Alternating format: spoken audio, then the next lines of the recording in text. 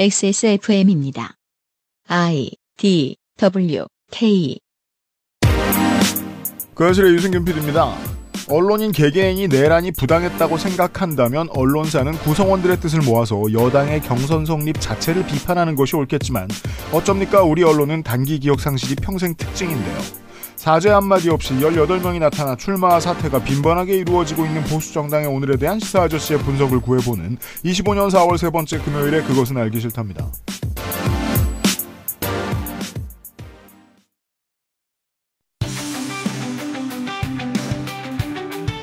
양산형 시사논평 시사아저씨 문답.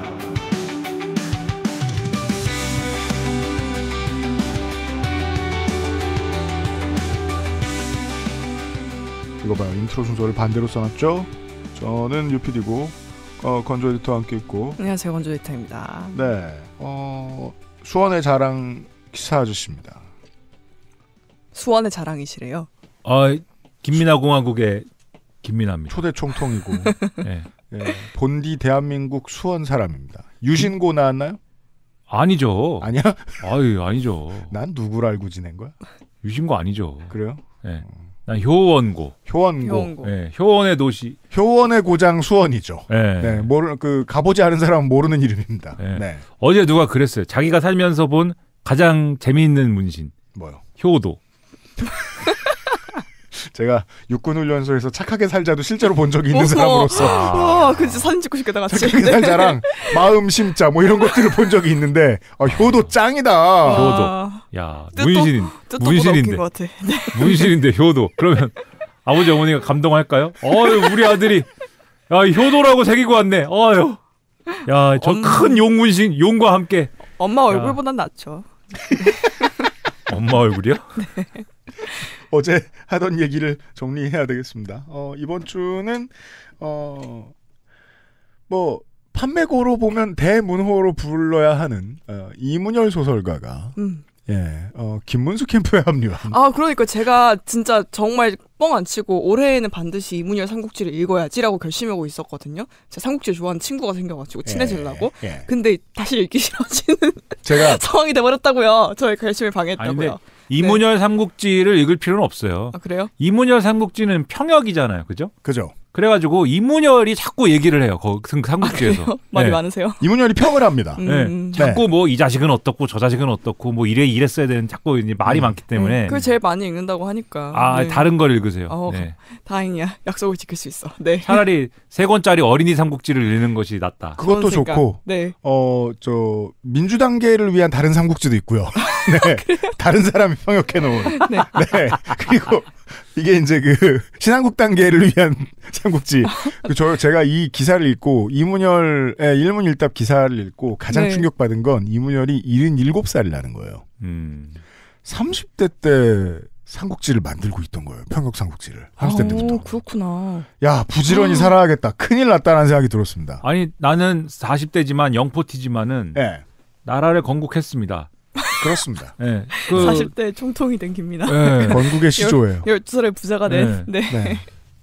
데이브 공화국이라고 아세요? 알죠. 네. 그 데이브 공화국도 있지만은 저는 이제 훨씬 더 강력한 김민하 공화국. 김민하 공화국은 좌우 대결이 없고 찬탁 반탁 이런 것도 없습니다. 네, 오로지 칭찬만이 있습니다. 진짜요? 칭찬. 그러면 저 댓글에 김민하 욕해놓는 사람들 어떻게 해요? 용서받지 못하겠죠. 단죄하시는 겁니까? 그건 뭐 피기 때문에 가능성은 여러모로 이제 계획을 세우지만은 그렇습니다. 실행하는지 여부는 이제 마지막에 가봐야 합니다. 네, 한국에선 좌파지만 지네 나라에선 파시스트인 김민하와 함께하는 시사 아저씨 문답 시간입니다. 그것은 알기 싫다는 큐어 바이 네이처 QBN, 제주과일의 가장 달콤한 순간 프로넥, 용산에서 실내를 담당하고 있는 컴스테이션, 유능한 청소 제주꾼 반려세제 깨끗한 생각에서 도와주고 있습니다. XSFM입니다. 개발자가 직접 생산하고 개발자가 직접 답하고 당신의 삶이 조금 더 깨끗해질 수 있게 진짜 청소를 하자. 반려세제 깨끗한 생각.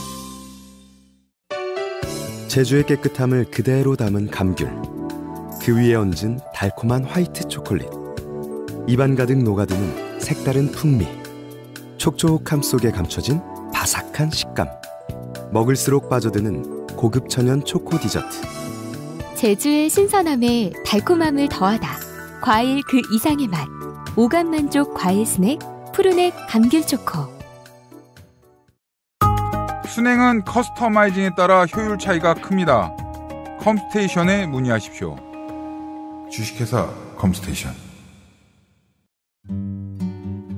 여행 많이 다니자던 아내, 중학교 올라가는 첫째, 늘 내 걱정뿐인 우리 부모님.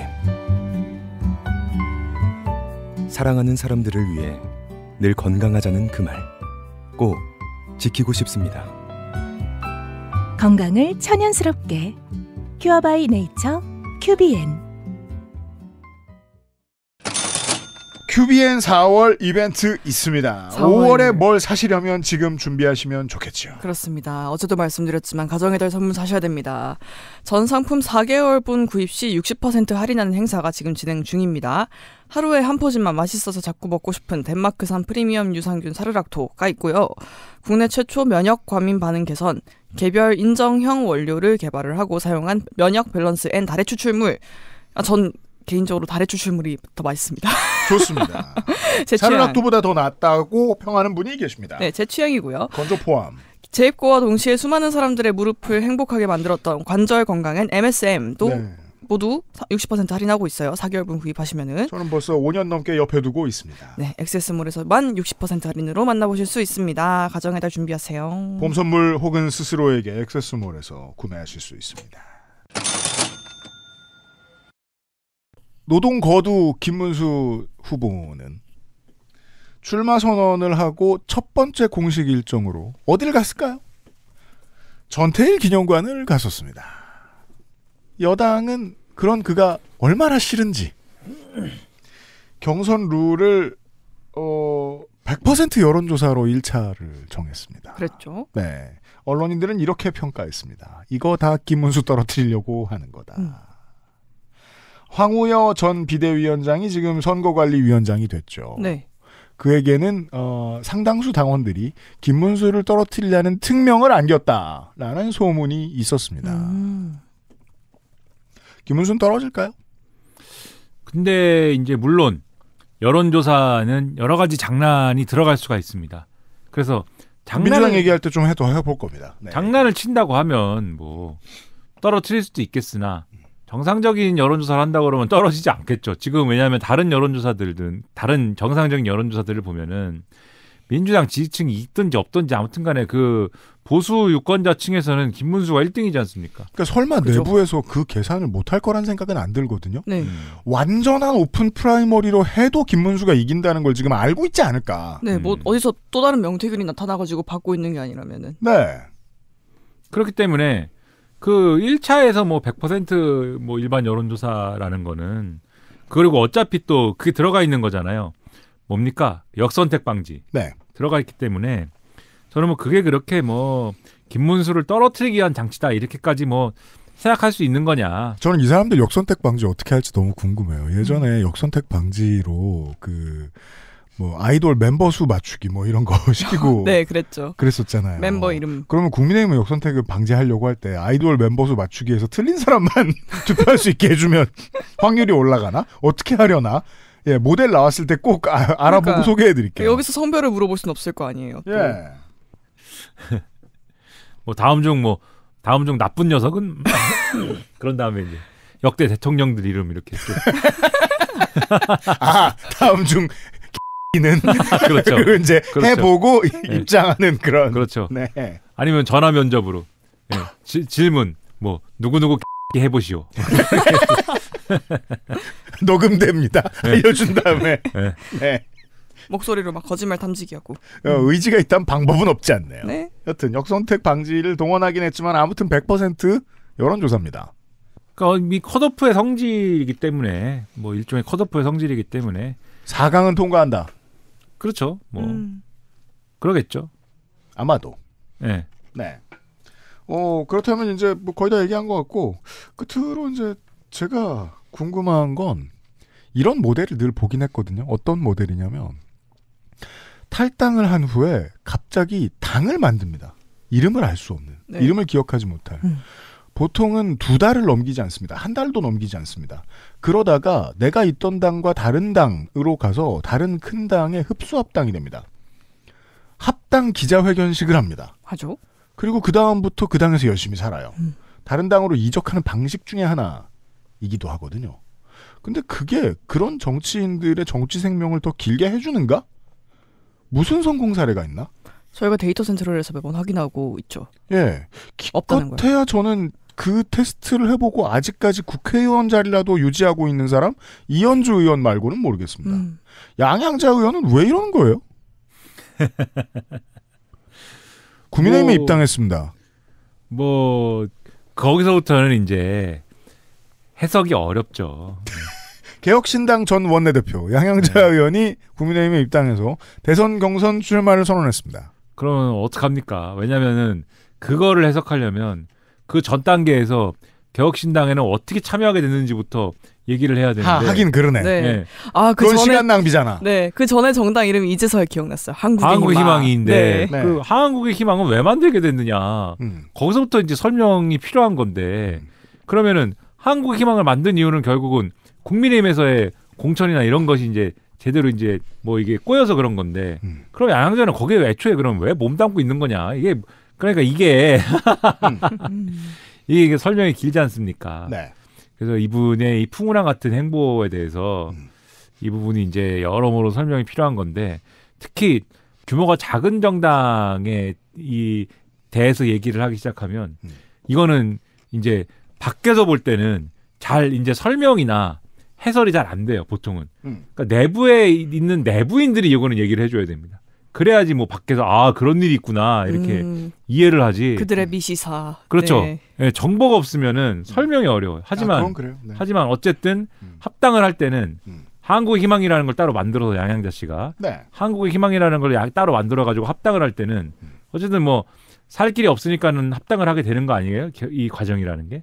합당을 할 때는 이준석 쪽에서 당명을 한국의 희망으로 하자. 그랬었죠. 네, 이렇게 하고 합당을 한 것이고. 네. 근데 그게 또 현실적으로 당장은 안 된다라고 하는 중간에 이제 얘기를 하면서 언젠가 한국의 희망으로 바꿔주마. 그러니까 양양자 씨도 뭐 뭔가 할 말이 있어야 하는데 다른 사람들한테 주변에. 근데 뭐 당명도 안 바꿔주고.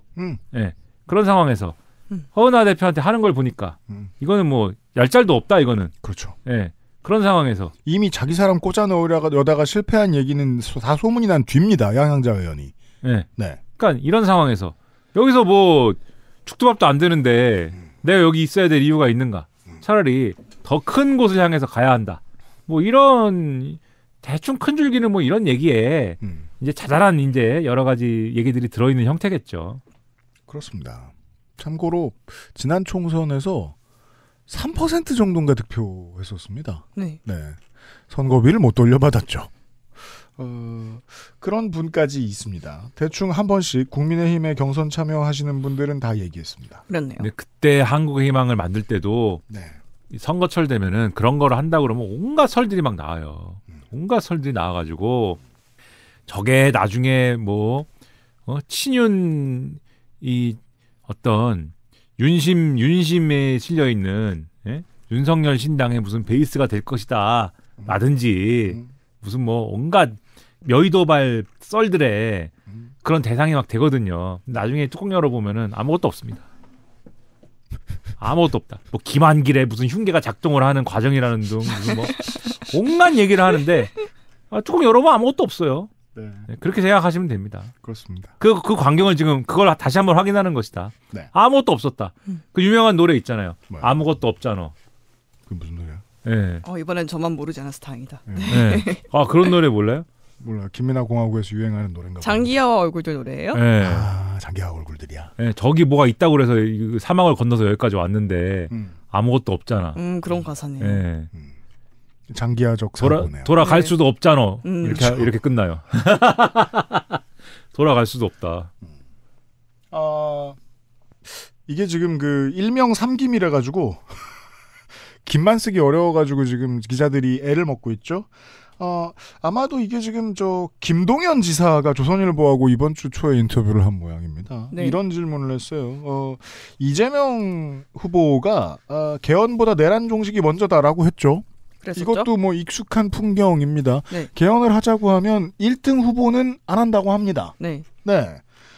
그랬더니 김동연 지사가 비공식적으로 유감 표시를 여러 번 했다. 이 얘기는 자신이 당대표에게 유감 표시를 여러 번 했다는 얘기로 보이고요. 네. 지난 대선에서 이 전 대표와 단일화를 할 때 권력구조 개편을 포함한 개헌안은 1년 내로 국민투표에 붙이고 선거제 개혁, 의원 불체포 특권 내려놓기 등 정치개혁안은 인수위 가동 기간 내에 마련한다고 시한까지 정해서 사인을 했었다. 약속을 못 지키게 됐다면 그 이유를 국민께 먼저 설명하는 게 도리다라고 얘기했습니다. 약속을 못 지키게 된 이유는 온 국민이 다 압니다. 대통령 선거에서 못 이겼으니까요. 그죠. 예. 아무튼 그렇게 말을 하고 있는 걸 보니 지금의 대선 경선 룰이 무척이나 마음에 안 드는 것 같습니다. 당원 투표 50%대 국민 여론조사 50%. 김두관 전 지사 제가 어제 인트로에서 이렇게 얘기했죠. 이 경선 룰은 김대중 노무현 정신을 저버린 것이다. 라고 했죠. 그래서 노무현 대통령은 어떻게 당선됐나 보니까 대의원 20%, 일반 당원 20%, 국민 50% 비슷했습니다. 김대중 대통령은요. 고3 때는 원래 신문이 더 눈에 잘 들어와요. 제가 고3 때였어요. 네. 기억이 납니다. 그때 국민회의에서 동교동계 바깥에 모두가 제발 국민 경선하자고 했었어요. 동교동계가 완전히 무시했습니다. 그래서 100% 당원 경선으로 갑니다. 그럼 뭐 어떻게 되죠? 이기죠, 그냥 DJ가. 네. 그렇게 됐어요. 그래서 국민경선제는 노무현 때부터 생긴 전통이다. 예. 이렇게 얘기를 하고. 김대중 노무현 정신을 뭘 저버렸다는 건지 모르겠습니다. 기록만 놓고 보면 그렇습니다. 네. 경선 룰 갖고 뭐라 하는 중입니다. 민주당은. 근데 뭐 경선 룰이야 뭐 늘 있는 입씨름이고 그리고 그거 알아서 정하면 되는 거고 이제 논쟁거리인 게 사실은 뭐 당연히 경선 룰을 통해 가지고 뭐 거기에 불리한 사람들은 한마디씩 하는 것이고 뭐 그런 건데 가령 근데 그 경선 룰을 바꿔가지고 가령 윤석열이란 사람처럼 전당대회를 하는데 뭐 경선 룰을 바꾸게 해가지고 내가 원하는 무슨 이런 사람을 대표로 앉혀야겠다 뭐 이런 거면은 별개의 어떤 쟁점이 있겠지만은 이게 뭐 그런 거냐 뭐 꼭 그렇다고는 볼 수 없는 거잖아요. 뭐 국민 경선으로 하면은 이재명이 안 되는데 이재명 전 대표가 대선 후보가 안 되는 건데 무조건 안 되는 건데 이거를 50대 50으로 바꿔가지고 되는 걸로 만들었다. 그러니까 뭐 예를 들어 아마 차이가 있다면 지금의 50대 50 룰로 하면 뭐 이재명 후보가 뭐 65%에서 80% 사이 왔다 갔다 득표해서 승리할 거라고 생각합니다. 뭐 55% 정도 받을 수도 있죠. 네. 어차피 승리는 뻔해요. 다만 그 득표 퍼센테이지가 좀 달라질 텐데 네. 그게 되게 중요하다는 거 아니에요. 이 세 명의 김 씨에게 지금 김두관을 포함해서 대선 이후를 생각했을 때요. 그런 모양이에요. 네, 별거 아니고. 별거 아닌데 이렇게 화를 내. 그래서 그게 이제 별거 아닌데 이렇게 룰을 정하나 저렇게 룰을 정하나 지금의 민주당에서는 뭐 이재명 전 대표가 압도적으로 이길 수밖에 없는 그런 환경과 상태이기 때문에 룰에 달린 문제는 아니나 어쨌든 그래도 본인들이 어디 가서 좀 얘기라도 하고 싶으면은 오히려 득표가 중요한 거는 이재명이 아니고 자기들이죠. 자신들이 한 자릿수로 처참하게 지느냐. 그래도 어디 그래도 좀 20 몇 %라도 나오고 30%라도 나오고 30% 나오면은 거의 위협을 상당히 한 건데 그 정도의 의미 있는 어떤 2등을 하느냐. 이건 중요한 문제죠. 사실 본인들한테. 아주 중요한 문제죠. 이 사람들이 그 시절 좋아하니까 그 16대입니까? 그 이제 노무현 대통령 당선되던 때로 돌아가서 얘기하면 그 다음번 민주당의 대선 주자가 되는 정동영 의원이 그 이인재 고문이 한나라당에 이어서 민주당도 차고 나갑니다. 네. 경선을 질 것 같으니까. 티피컬 이인재. 네, 그래서 두 번째로 경선에서 빠진 뒤에도 경선을 지킨다고 해서 네. 그걸로 인해서 뭐 이미지가 좋아졌는지 25% 넘게 득표를 했던 걸로 기억하거든요. 그게 충분한 마중물의 역할을 하죠. 네. 예, 그러니까 지금의 이재명 대표가 최초로 대선 경선에 참여했을 때보다 훨씬 높은 성적을 거두어요. 그 정도를 원한다면 경선 룰 가지고 타박하는 게 맞을까? 정동영은 그러지 않았던 걸로 전 기억합니다. 좀 이제 원론적인 얘기로 가면은 국민 경선제라는 게 왜 나왔냐 이거를 생각을 해볼 필요가 있는데 그 얘기합시다. 예, 과거에 이제 그 정당의 구성이라는 게 당원이라고 말할 때 지금의 당원하고 그때 당원이 의미가 좀 달라요. 과거에 이제 이 2000년대 이전에 이제 정당의 당원은 사실은 진성당원제라고 안 했습니다. 그때는. 네. 그러니까는 페이퍼 당원도 엄청 많고 사실상 이제 정치인들이 그냥 막 이렇게 동원해가지고 데려온 당원들 뭐 이런 사람들도 많고 누가 당원이고 누가 당원이 아닌지 이런 것들도 불분명하고 당원 명부 이런 게 뭐 지금처럼 뭐가 지금도 사실은 그런 측면이 있지만 체계적으로 관리가 됐겠습니까? 네. 예? 그런 게 없었을 거 아니에요, 사실상.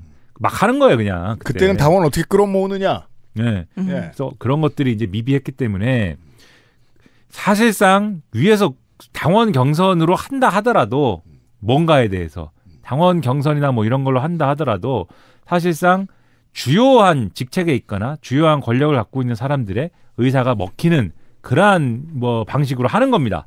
예. 동네 국회의원, 예. 또는 뭐 동네 어디 뭐 시의원, 뭐 당협위원장, 뭐 그때는 지구당위원장이죠.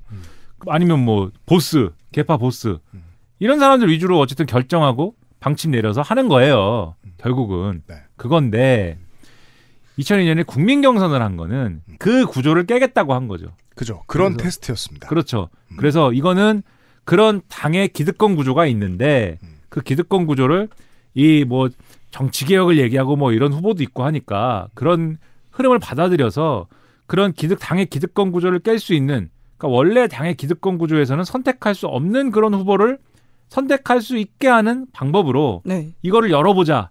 이래가지고 해서 국민 경선을 한 거거든요. 게다가 그걸로 인해서 이제 뭐 우리가 보수 정당에 비해서 훨씬 가치 있는 정치 개혁을 이루어냈다라는 명분도 찾는다 정도의 의미밖에 없었다고 처음에 새천년 민주당은 생각했던 것 같아요. 네. 왜냐하면 어차피 대선 경선 이기는 건 이인재라는 인식이 너무 강했기 때문에 이 정도 반반 섞거나도 문제 없다라고 생각했죠. 실제로 초반에는 이인재가 압도적으로 이겼고요. 근데 이게 그 당시에 이제 노무현 전 대통령이 노풍을 타고 이제 대통령 후보가 되는 과정을 보면 그런 인기도 있었고 대중적 인기가 있어서 사실 지금보다도 그때 정당의 당원이 된다라는 개념이라는 거는 아주 이례적인 겁니다. 생각하기 어려워요. 그렇죠. 지금은 그래도 많이 허들이 낮아진 거란 말이에요. 네. 그러니까 지금은 아까 뭐 엄청 계획적이지 못하고 수줍은 사람 뭐? 수줍은 건 아닌데 아무튼. 수줍은 것도 넣어서 설명해줘. 넣어서 INTP. 아 그래요? 네. 그런 사람들도 이제 당원 되잖아요. 그러니까 선택할 수 있는 어떤 선택지잖아요. 예, 예전엔 동네에서 침 좀 뱉어야 당원했습니다. 대의원하고. 어느 정도 내가 뭔가 정치를 자발적으로 당원해야 된다라는 거는 내가 언젠가 그래도 정치인이 될 거야 이렇게 생각을 해야. 여기서 언젠가라는 게 5살이 내가 커서 정치인 이게 아니고 내가 커서 정치인이 될 거야 이게 아니고 네.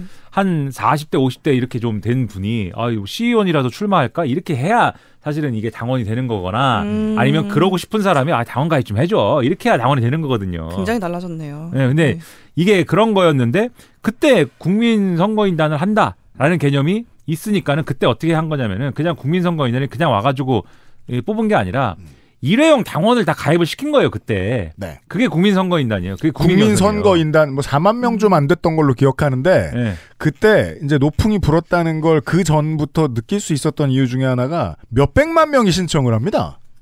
네. 그래서 일회용 당원을 다 가입시켜가지고 투표권을 준 거거든요 그게. 네. 그래서 그렇게 해서 원래 정당의 기득권 구조가 아닌 사람들이 노풍 때문에 많이 들어온 측면이 하나가 있고 그리고 그런 흐름이 있었기 때문에 네. 사실은 나중에 이제 좀 공식적으로 거의 반공식적으로 이제 밝힌 것이기도 하지만 당시에 김대중 전 대통령도 사실상 노무현 전 대통령한테 길을 열어준 겁니다. 그래서 그렇죠. 김대중 전 대통령 지지 조직들이 사실 움직여요 그때. 네. 광주에서 뒤집었다 이게 있잖아요. 네. 광주에서 역전이 됐다 뭐 이래가지고 와 하잖아요 노무현 전 대통령이. 근데 생각해 보면 대의원의 입김이 가장 센 지역인 광주에서 뒤집혔다는 건 상징적이고 네. 그렇죠. 당시에 업계 이제 정치부의 기자들도 이해하기 힘든 상황이었거든요.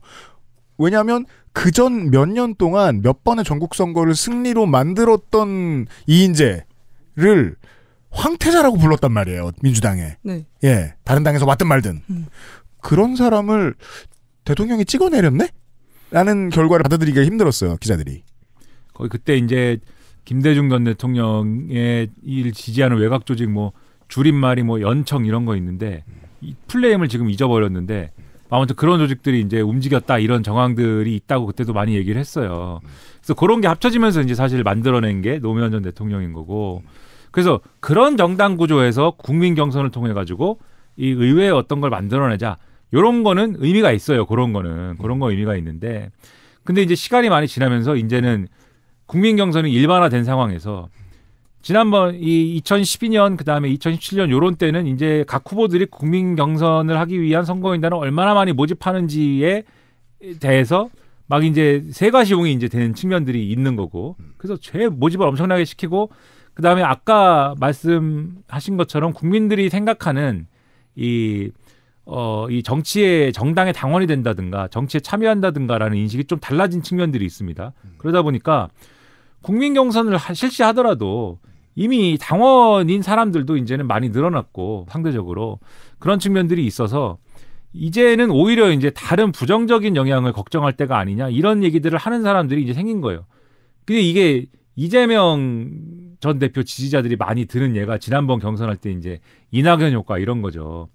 이낙연 전 총리가 그때 3차 경선에선가 그 의회에 선전을 한 거지 않습니까? 이제 1, 2등 두 사람 이낙연, 이재명이 붙었던 경선에서 마지막 서울에서 네.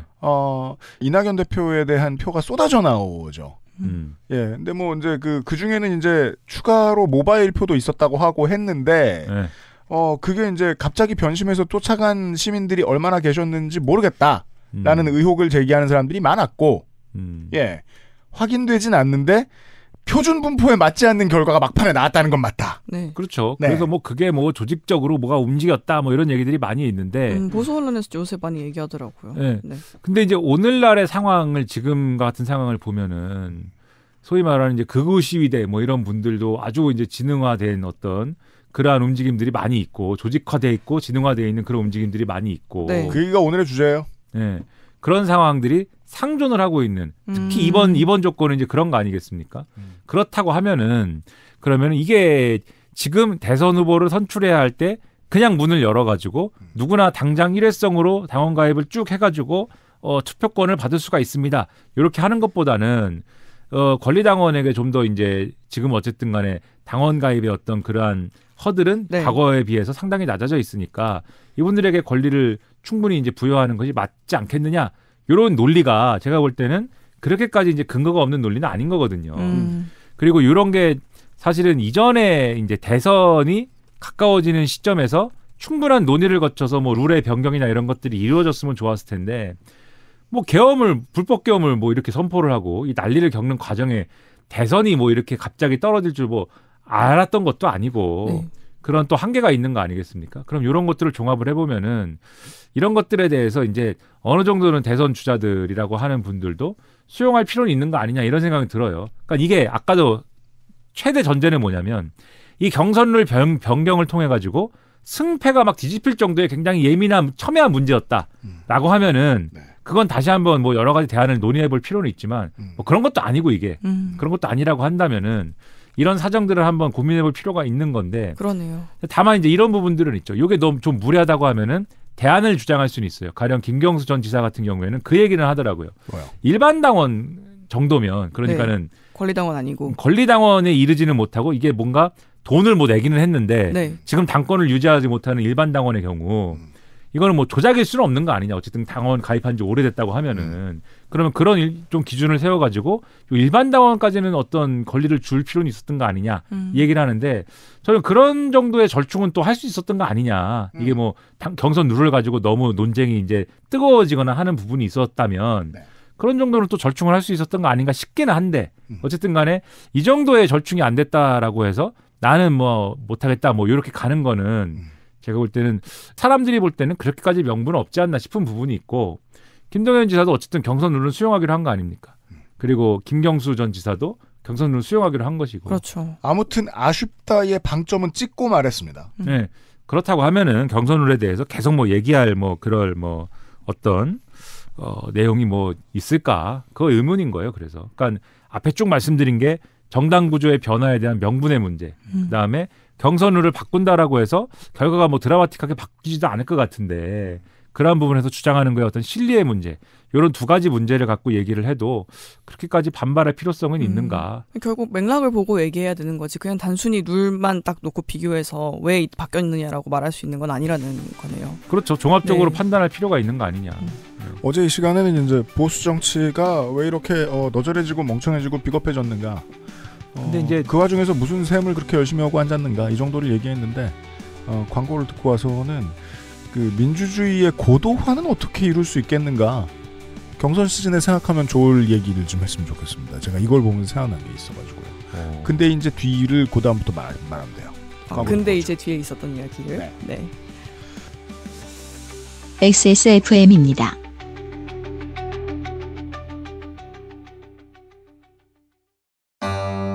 여보, 내가 제발 앉아서 해결하라 그랬지. 하루에 12번 청소할 수도 없고 정 흘리는 사람 따로 있고 청소하는 사람 따로 있고. 지나가던 사람이 우리 집 와서 볼일 봐요. 공중화장실인 줄 알고. 수전에 물 때는 맨날 욕조는 누래지지. 애들은 어쩜 그리 구석마다 잘도 찾아가. 해도 표도 안 나는 거. 이거 대체 어째야 돼? 다른 생각하지 마세요. 오직 깨끗한 생각. 욕실엔 반려세제 클리바스. 인체 적용 시험을 마친 프리미엄 원료 MSM.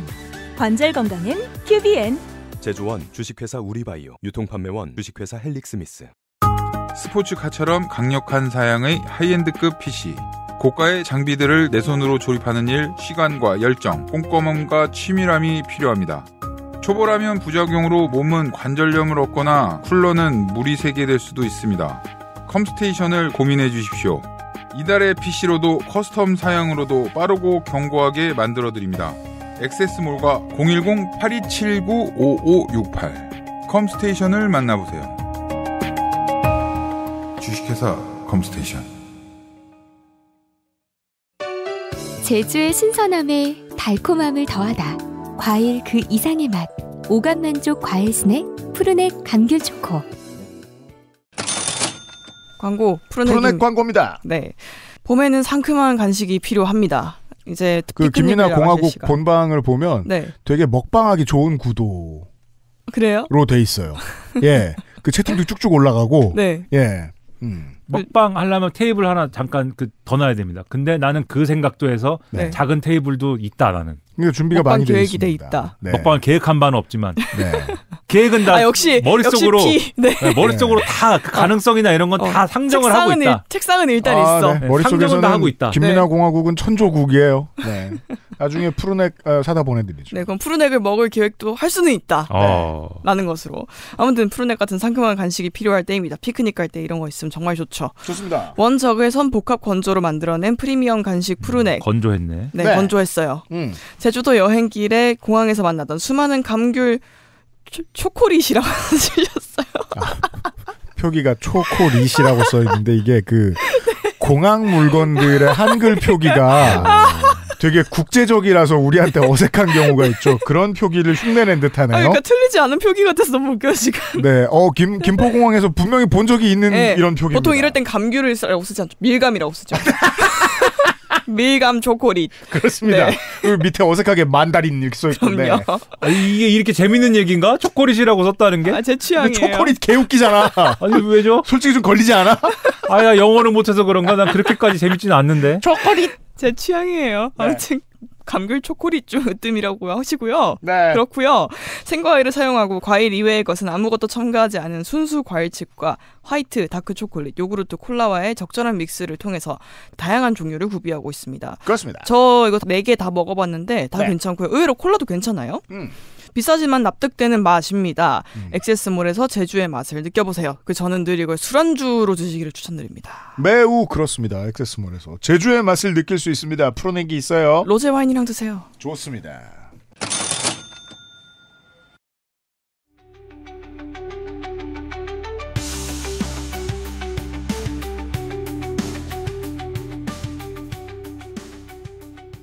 돌아왔습니다. 시사씨 문답입니다. 먼저 할 말이에요. 근데 이제 이런 진짜 근데 이제 시작한다. 네. 참 잘해. 네. 일시정지 재생. 네. 이런 얘기들을 할 수 있는데 제가 뭐 이런 얘기를 하잖아요. 그러면은 저 김민아 이재명한테 줄 섰다 이제 이러는 거예요. 이제 김민아 이재명한테 줄을 못 서요. 네. 김민아 스타일로 줄 서죠? 그럼 그 앞에 한 10만 명 더 있어가지고 줄 서도 보이지도 않아요. 그리고 이미 총통이시잖아요. 네, 총통이 뭐할 줄을 씁니까? 난 이미 김민아 공화국에 우두머리예요. 네, 따로 살림을 차렸고 네, 내란에 성공했어요. 네, 뭐 줄을 서고 이럴 필요도 없거니와 제가 이런 경선룰 이런 거에 대해서 이렇게 경선룰을 얘기하면 무조건 언론에서는 당원들이 뭘 더해? 그러면은 개딸들이 막 할 테니까는 이재명이네 무조건 이재명이 유리하네. 그 이상의 얘기를 안 하거든요. 그죠. 제가 출신이 어딥니까? 진보 아닙니까? 진보 정당 아닙니까? 그렇습니다. 진보에서 무조건 당원 100%야. 예? 진보는 열린 경선 따위 하지 않지. 네, 우리는 그거 얘기하면 큰일 나요. 오픈 프라이머리 큰일 납니다. 열린교회 닫힘. 그래서 경선 룰을 찾아보기도 힘들어요, 기자들이. 왜냐하면 답을 안 해줘요. 당직자들이 모릅니다. 그런 걸 논의해 본 적이 없거든요. 아니, 했나봐. 우리 경선 룰은, 있죠. 근데 이 진보 정당들의 경선 룰이라는 건 그냥 당원들이 뽑으면 되는 거예요. 네. 당원 투표해갖고 뽑습니다. 그렇습니다. 그러니까 왜냐면, 진보 정당은 진보입니다. 역사적으로 우리는 진성당원제야. 라는 거를 자부심으로 갖고 있기 때문에. 그렇습니다. 우리는 그 2000년대 초반에 이미 그래서 제가 이 얘기를 드리는 거예요. 2000년대 초반에 이미 다른 정당들은 구현하지 못한 진성당원제라는 시스템을 우리는 갖고 있어. 앞서가는 시스템. 네, 그래서 그게 뭐냐? 당원들이 내는 당비로 우리가 운영이 되고 기업들로부터 또는 검은 손으로부터 정치자금 받지 않아. 당비로 운영이 돼. 이게 있고 그리고 당원들이 당비를 내기 때문에 그에 맞는 권한을 보장해준다. 그 당비가 목소리야. 그렇죠. 당비를 내기 때문에 권한을 보장해주고 그게 뭐냐? 이 정당의 공직 후보자를 선출할 때 당연히 당비 내는 당원이 투표권을 행사해야지. 그리고 이게 이런 게 있어요. 12개월 동안 당비를 납부할 거 아닙니까? 네. 3개월 당비를 밀린다. 당권 안 줍니다. 당권 안 주고. 근데 그러다가 어쩌다가 이거 당비를 못 냈는데 투표권 안 주면 억울해요. 이런 사람도 있을 거 아니에요? 당권 회복 기간을 줘요. 그래가지고 그 투표하기 전에 이 기간 동안에 밀린 당비 내면은 당권 줍니다. 그래서 그렇구나. 한 푼도 안 내다가 밀린 당비 막 12만 원 내고 막 24만 원 내고 뭐 이런 사람도 있어요.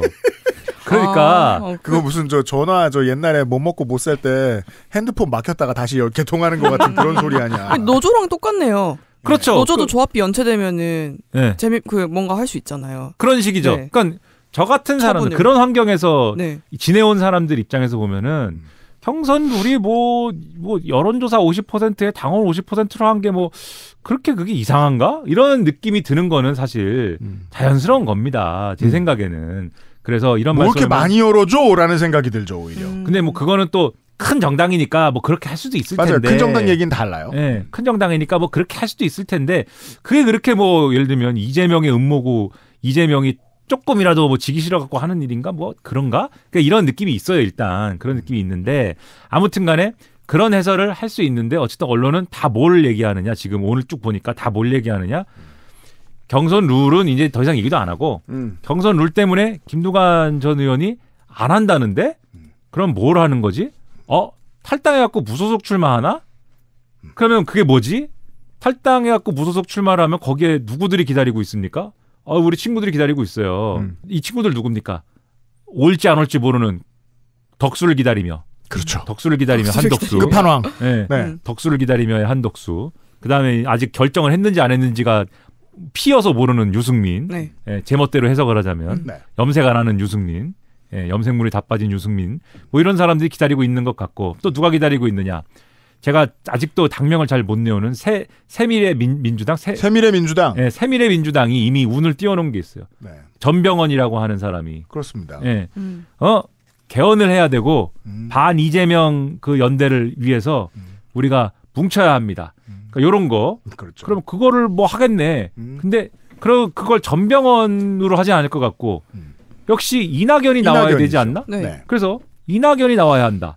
그러면 이낙연도 그 기다리고 있는 친구들 중에 하나 아니야. 그래서 이렇게 얘기를 하고 오늘 한국일보 기사를 보면은 김부겸 전 총리 얘기가 나오는데 그렇죠. 김부겸 전 총리하고 유승민 전 의원하고 제3지대에 대하여 김부겸 총리 드랍했죠. 네. 지난번에 출마 안 한다고 했잖아요. 네. 제3지대에 대하여 긴밀하게 연락을 최근까지 주고받았으나 별 논의의 진전은 없다. 이렇게 돼 있는 게 있어요. 대목이. 그러니까는 뭐 연락을 할 수 있겠죠. 할 수 있겠으나 그런 것도 이제 기사에 써가지고 이게 제3지대라는 거예요 지금. 제3지대가 제목에 막 나와요. 그 이게 제3지대입니까? 이게 제2지대지 이게. 그렇죠. 제1지대 옆에 있는 제2지대지. 네.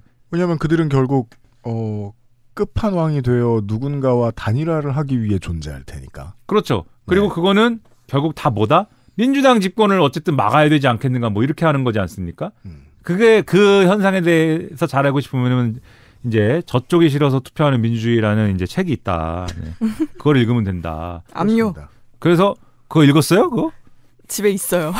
아 진짜? 나한테 달라 그러지? 읽기만 있어요. 네, 집에 있는 거. 읽으면 이제 많은 것들이 네. 이해가 될 수도 있다. 그래서 아무튼간에 그러한 일이 벌어지는 지금 상황인데 제가 볼 때는 이것도 그러니까 개헌 얘기 많이 했지 않습니까? 저는 정말 개헌에 대한 진심이 있다면 개헌을 진심을 다해 논의해 볼 수 있다는 입장이에요. 근데 당연하죠. 네, 개헌에 대해서 진심이 있다면 근데 개뿔이나 진심이 없죠. 지금 얘기하는 개헌들은 뭡니까? 지금 여기서 결국 이 친구들이 다 생각이 다르잖아요. 유승민은 보수고 유승민 안보에 대해서 거의 전쟁광 아닙니까? 그렇죠. 네, 안보에 대해서 그런 매파예요. 사실 알려지지 않아서 그렇지. 네, 거의 뭐 무슨 경제 전문가가 매파일 수가 있습니까? 여튼 그렇습니다. 네, 그리고 뭐 김부겸 생각 다르고 김부겸하고 김두관이 생각이 또 다를 거예요. 그러니까 이런 다른 사람들끼리 모여가지고 이재명을 막기 위해서 뭔가를 하자는데 그들을 서로 근데 공통분모로 묶는 틀이 필요할 거 아니에요. 그게 개헌을 하자는 것이다. 왜? 이재명은 개헌을 하지 말자고 한 것 같으니까. 내란 종식이 우선이라고 한 것 같으니까. 왠지 느낌에. 우리가 되게들 많이 하는 얘기고 지난번에도 했던 얘기니까 그건 제가 요 정도로 다시 설명할 수 있을 것 같아요. 집안에서 회의를 해요. 네. 아버지 은퇴하셨는데 식당을 여느냐 마느냐. 식당을 열자파와 식당을 열지 말자파로 갈려요. 근데 식당을 열자파가 어느 식당을 하고 싶은지 생각이 다 달라요.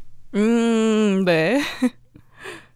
거대한 한식당을 하고 싶은 사람이 있고 중식당을 하고 싶은 사람이 있고 버거킹이나 맥도날드 프랜차이즈를 하고 싶은 사람이 있고 심지어는 범요식업이라는 의미에서 그냥 커피숍을 하고 싶은 사람도 있고 아니면 간판이 없는데 쿠팡이츠하고 저 식사요에서만 배달하는 그런 식당을 하고 싶어하는 사람들이 있어요. 이 사람들은 논의를 맞춰본 적이 없어요. 없죠. 그들더러 논의를 맞추라고 하면 그들은 결국 합의에 이르지 못할 거예요. 근데 그들이 지금 한편이에요. 그리고 식당을 열지 말자라고 하는 사람이 따로 있고. 그럼 저들은 같은 의견을 가진 건가요?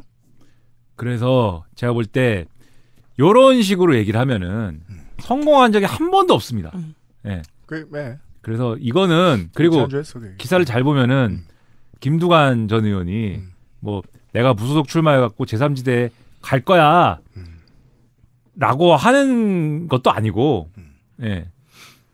그 뭐 일부 기사에는 그럴 것 같던데 그런다고 하던데 이렇게 돼 있는데 오늘 동아일보였나? 물어봤더니 그거에는 선을 긋는다 뭐 이렇게 돼 있어요. 제3지대 행위는 선을 긋고 있다 이렇게 돼 있어요. 물론 그분도 뭐 최종 결정 안 했을 수도 있겠죠. 그래서 사실 지금 국면은 이런 그림 이런 설들은 상당히 이제 좀 화가들이 그려놓은 창원인 것이지 실제 주체들이 어떻게 움직일지 이런 것들은 아무도 장담 못하는 것이고 그냥 그 개헌 가지고 말장난하는 거에 불과하자. 그건 그래서 불쾌하다 이거예요. 개헌을 아까도 말씀드렸죠.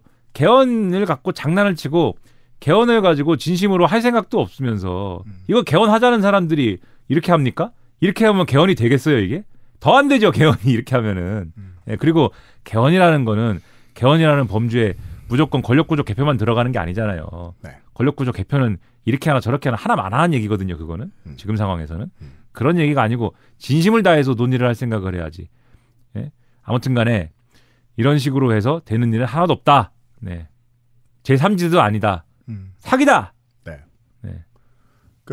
대한민국의 정치권이 다 잘못됐다고 하는 걸 보니까 그냥 김민하 공화국으로 오란 소리인 것 같고요. 사기다. 그리고 민주주의를 이렇게 하니까는 민주주의가 망하는 것이다. 지금. 네. 저희 민주주의 고도화 얘기하려고 했었죠. 왜냐하면 그 제도가 능사가 아니라는 걸 언제나 세계에서 제일 먼저 보여주는 게 대한민국이잖아요. 너무 빨라요. 모든 제도가 가장 먼저 해킹되는 곳입니다. 여기가. 예. 그러니까 그 IP를 우회해서 하는 일이 가장 많은 나라라는 얘기를 들은 적도 있습니다. 국민성. 네. 이거는 정치에서도 마찬가지입니다. 제가 그 탄핵에 대해서 그런 말씀 드린 적이 있습니다. 노무현을 때리고 싶을 때 네. 제도를 해킹하기로 민주당과 한나라당이 한번 합의를 봅니다. 탄핵이라는 게 있네. 한번 시비 걸어서 해볼까? 제도 써볼까? 네. 우회해볼까? 네. 그래서 시비를 걸었어요. 네. 시비를 건 자들이 대부분 말년이 좋지 않았어요. 추미애 단 한 사람을 제외하고. 근데 이 해킹이 가능하다는 게 한번 알려진 뒤에 적극적으로 활용되기 시작하죠. 그래서 정말로 탄핵당할 만한 사람 2명을 거꾸로 때려버리게 되고 그 다음부터는 진짜 잘못하는 사람들 혹은 자기가 때려눕히고 싶은 사람들에게 계속 쓰입니다. 해킹이지만 제도는 제도니까 쓰일 수 있는 거죠. 사회에서 해킹도 다 마찬가지라고 생각해요. 사회에서 쓰이는 해킹이 정치에서도 쓰인다고 생각합니다. 처음에는 좋은데 쓰이죠. 2002년에 노사모가 등장할 수 있었던 이유가 그 35만 명 되는 투표할 수 있는 국민들을 걷어들여줬기 때문이란 말이에요. 민주당이. 네.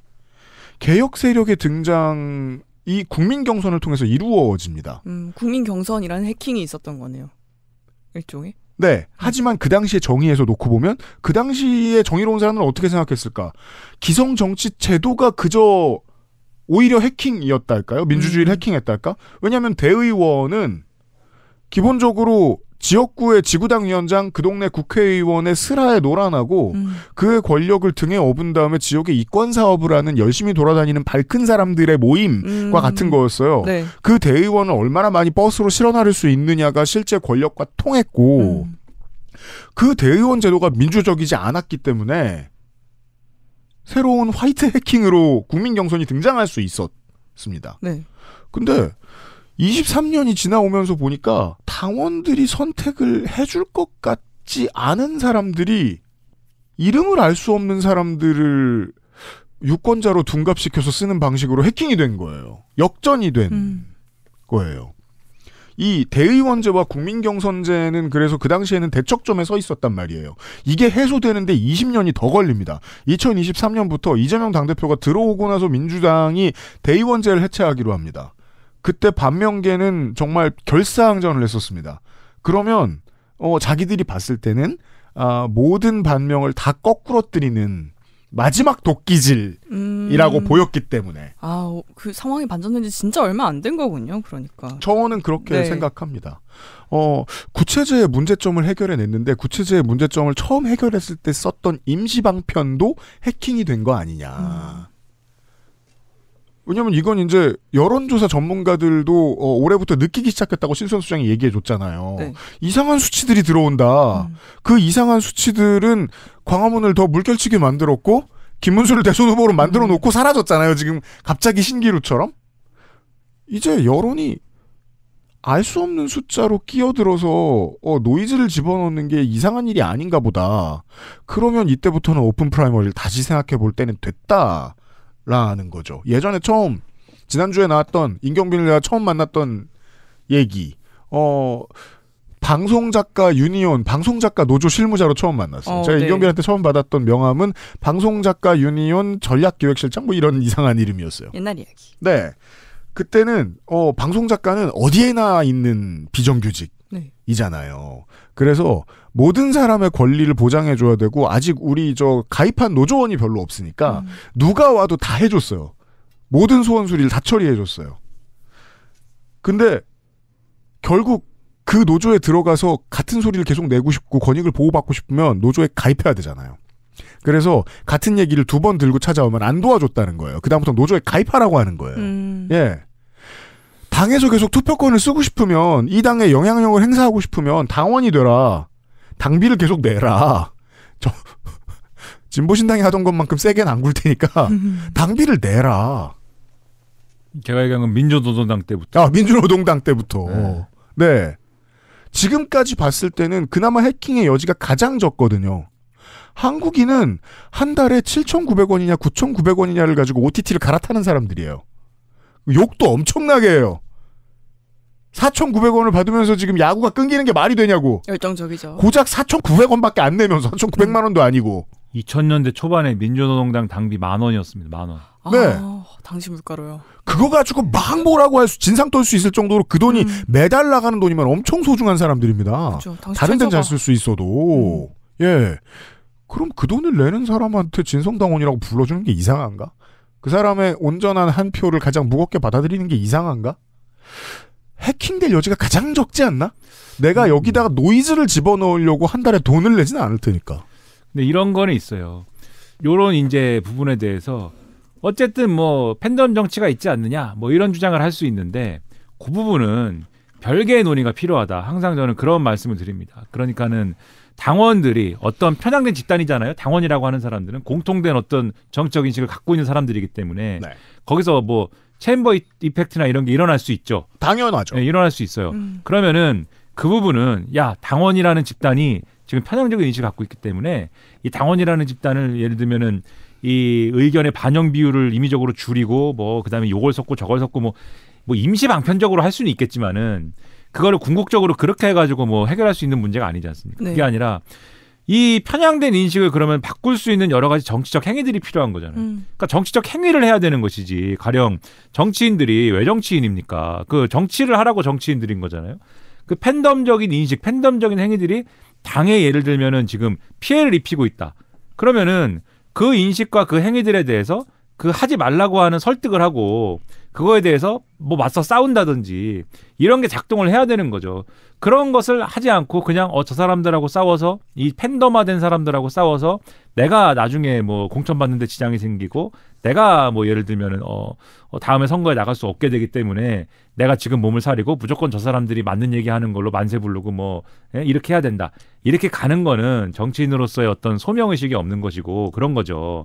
그래서 그런 게 나쁜 정치다라고 하는 말씀을 드리는 거고 팬덤 정치의 문제는 좋은 정치, 바람직한 정치를 함으로써 해결해야 되는 것이지 그거를 뭐 제도 만능론으로 막 이것저것 섞어가지고 해결할 수 있는 건 전혀 아니다. 대의원 진성당원이 뭐 예전에 큰 거대 뭐 3당 이런 때도 뭐 5만 명, 10만 명이다. 네. 이런 때의 오염 가능성은 얼마든지 있을 수 있어요. 막 지역의 유력자들만 대의원이야. 그런 때 민주주의가 해결하는 방식은 물을 최대한 많이 집어넣어서 혼탁함을 줄여주는 건데 다시 말해서 당원의 수가 늘어나면 일정 수준 이상으로 특정 정치 세력에 영향을 끼칠 수 없을 만큼 늘어나면 됩니다. 민주당은 그 실험을 하고 있거든요.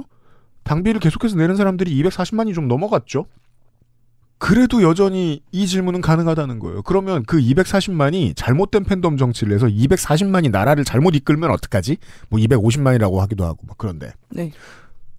그럼 그 당은 망하고 당원이 그렇게 많은 그 정당은 나라를 망하게 하겠죠. 모든 민주주의 체제에 따르는 고민인 거잖아요. 단점인 거고. 그렇습니다. 네. 네. 제도가 잘못돼서는 아닐 겁니다. 아마 지금 전병헌 전 의원 같은 분이 말씀하시는 저주에 가까운 메시지가 맞아 들어가면 그건 민주주의 실험의 아주 큰 실패 사례가 될 겁니다. 240만에 이르는 권리당원이 계속해서 잘못된 선택을 하고 있다는 거니까. 네. 거기 책임을 져야 하는 건 말씀하신 대로 정치인들이 맞는 것 같네요. 이 정도를 이해했습니다. 네. 더 말하자고 하면 더 많이 말할 수 있어요. 하지만 더 많은 말은 김민하 공화국에 가서 할 것으로 알려져 있습니다. 너네 집에 가서 해라. 그렇죠. 일기장에 써라. 왜냐면 거기는 엄연한 국가라서요. 네. 그 나라에서 있는 일은 제가 뭐 건드릴 수가 없습니다. 표현의 자유. 네.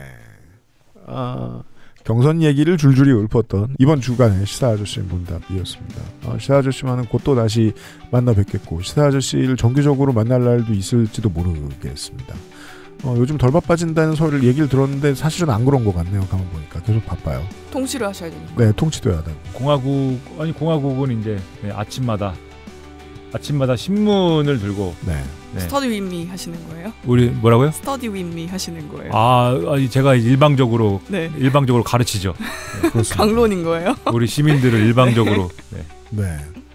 그리고 나서 이제 그 공화국 통치에 여념이 없다 말고 시간이 좀 날 때 정규적으로 시사일시를 볼 수 있을 프로젝트를 짜고 있습니다. 그건 뭐 천천히 알려드리죠. 여기 뭐 지금 고가의 장비들을 사고 난리 났어요. 처음엔 분명히 소박하게 한다고 그랬는데 지금 제가 볼 때는 뭐 끝도 없어요. 지금 이거. 그렇습니다. 네, 이거 지금 이거 4대나 있다 여기 이거. 네, 건국만 안 했지. 네. 네. 병장기가 상당합니다 저희가. 사야 씨와 곧 또 만나 뵙겠습니다. 내일 이 시간에는 서울 동네 자랑 마포구 편으로 인사드리도록 하겠습니다. 고맙습니다. 유승균 PD와 건조 에디터였습니다. 안녕히 계세요. 감사합니다. 감사합니다. XSFM입니다. I, D, W, K